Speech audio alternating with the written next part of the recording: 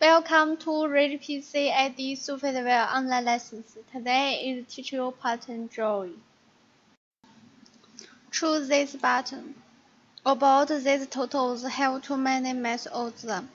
The first method, click onto pattern black space.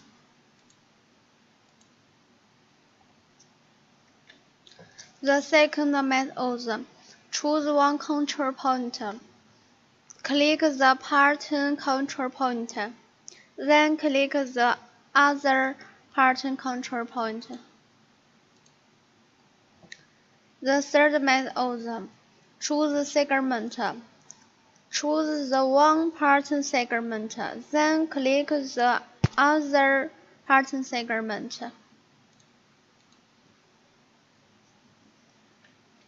The last method, click on the side of 2 points in order, then click the other side in the same way.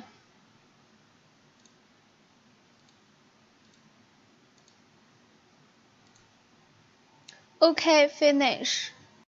Thanks for watching today's video. See you tomorrow.